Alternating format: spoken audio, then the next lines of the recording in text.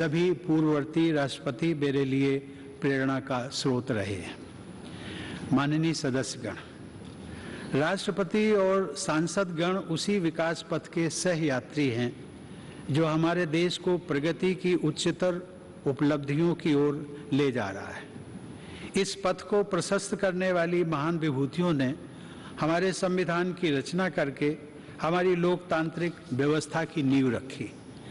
यद्यपि संविधान सभा के सदस्यों को ही हमारे संविधान की रचना का श्रेय जाता है, लेकिन वह ऐतिहासिक कार्य उन्होंने भारत के लोगों के प्रतिनिधि के रूप में किया था। इसीलिए हमारा संविधान हम भारत के लोगों द्वारा अंगीकृत, अधिनियमित और आत्मार्पित किया गया।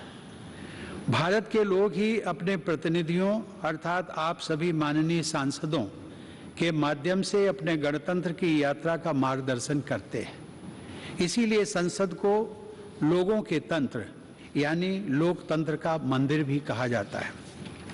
देवियों और सज्जनों, हमारे संविधान के अनुच्छेद 79 के अनुसार संघ के लिए एक संसद होती है जो राष्ट्रपति और दोनों सदनों से मिलकर बनती है। इस संवैधानिक प्रावधान के अनुरूप अपनी भावना का समावेश करते हुए मैं राष्ट्रपति को संसदीय परिवार के अभिन्न अंग के रूप में देखता हूँ।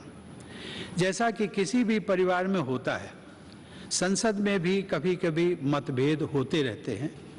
आगे का रास्ता कैसे तय करना है, इस विषय पर विभिन्न दलों के विचार अलग अलग हो सकते हैं, लेकिन हम सब संसद रूपी परिवार के सदस्य हैं जिनकी सर्वोच्च प्राथमिकता है राष्ट्र रूपी विशाल संयुक्त परिवार के हित में निरंतर कार्य करते रहना।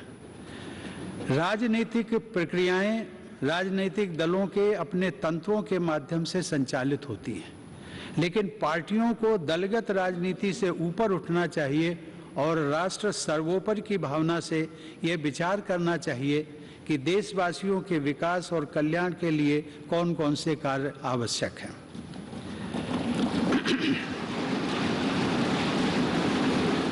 जब हम पूरे राष्ट्र को एक विशाल संयुक्त परिवार के रूप में देखते हैं तो ये समझ में आता है कि पारिवारिक मतभेदों को सुलझाने के अनेक रास्ते हो सकते हैं जो शांति, सद्भाव और संवाद पर आधारित होते हैं। विरोध प्रकट करने के अनेक संवैधानिक रास्ते राजनीतिक दलों और नागरिकों को उपलब्ध हैं। राष्ट्रपिता महात्मा गांधी ने अपने उद्देश्यों को प्राप्त करने के लिए शांति और अहिंसा पर आधारित सत्याग्रह के अस्त्र का इस्तेमाल किया था, लेकिन